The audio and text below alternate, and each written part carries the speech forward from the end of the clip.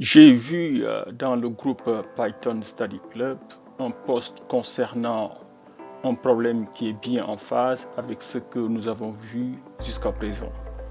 Et je pense qu'il peut servir d'exercice d'application pour clôturer la série sur les chaînes de caractères. Ainsi, nous avons créé une nouvelle série de problèmes et solutions pour montrer comment mettre en pratique les notions apprises.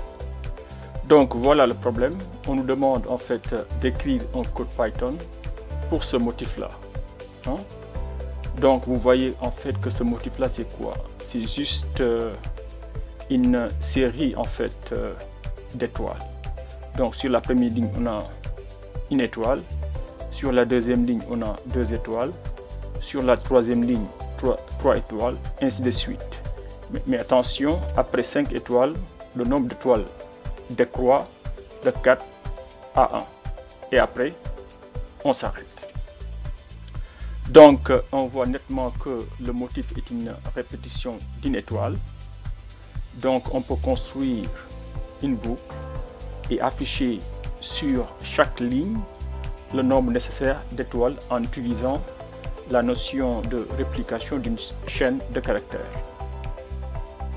Il faudra aussi noter qu'après 5 étoiles, on doit décrémenter le nombre d'étoiles et s'arrêter à une étoile à la fin. Donc voilà une solution très simple. En fait, tout ce que nous avons fait, c'est quoi? C'est définir une fonction. Et vous allez voir pourquoi on a défini une fonction. Parce que si vous voyez très bien, en fait, c'est le même motif qui se répète. Donc pour la répétition, qu'est-ce qu'on fait? On a en fait ici une boucle. Hein, et une boucle, et on va dire il faut commencer à tel nombre et il faut s'arrêter à tel nombre. Donc par exemple, vous voyez que pour la première série, c'est ceci, hein, pour afficher en fait ces étoiles-là, quand le nombre d'étoiles augmente de 1 jusqu'à 5, donc qu'est-ce qu'on fait? Donc on passe à notre fonction pattern ici, range, hein? Ça on l'a déjà vu. Hein? Donc toutes les notions qui sont employées ici, nous les avons déjà apprises en fait dans les vidéos passées. Donc on passe un range, hein?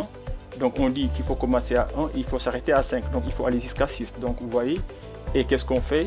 Pour chaque range, il faut faire une réplication. Par exemple, quand c'est 1, il faut afficher en fait une chaîne de caractères avec un seul caractère. Quand c'est 2, il faut afficher 2, etc. jusqu'à 5. Et à 5, on s'arrête et on fait le contraire maintenant. On commence à 4 et on s'arrête à 0.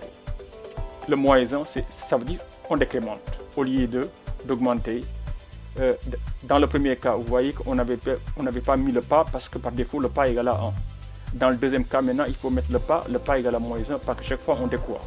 Ok, je pense que en fait ça c'est un problème qui est très intéressant pour la mise en œuvre de ce que nous avons déjà appris dans les vidéos passées. Voilà, maintenant on vous a montré en fait la solution pour un cas, mais vous pouvez bien imaginer qu'en fait il existe d'autres variantes à ce problème là, et je vous invite à trouver des solutions pour ces variantes-là. Bon, je pense que voilà ce que nous avons donné comme solution. Maintenant, imaginez si en fait le motif était comme ceci. Hein? C'est comme si en fait on avait ici un miroir et ça nous donne ça comme image de ceci. Maintenant, essayez de trouver ce motif-là. Vous pouvez aussi imaginer qu'en fait le motif pouvait être comme ceci. Ok? Essayez de trouver cette solution-là aussi si vous voulez. De même, essayez de trouver cette solution-là. De même, cette solution-là. De même, cette solution-là. Vous voyez qu'en fait, à partir d'un petit problème, on peut créer d'autres problèmes. Et même, je ne sais pas, peut-être vous pouvez imaginer en fait une solution globale, hein, qui résout en fait tous les cas en même temps. Hein? Essayez de réfléchir par rapport à tout cela pour mettre en œuvre ce que nous avons appris jusqu'à présent. Allez, merci. Au revoir.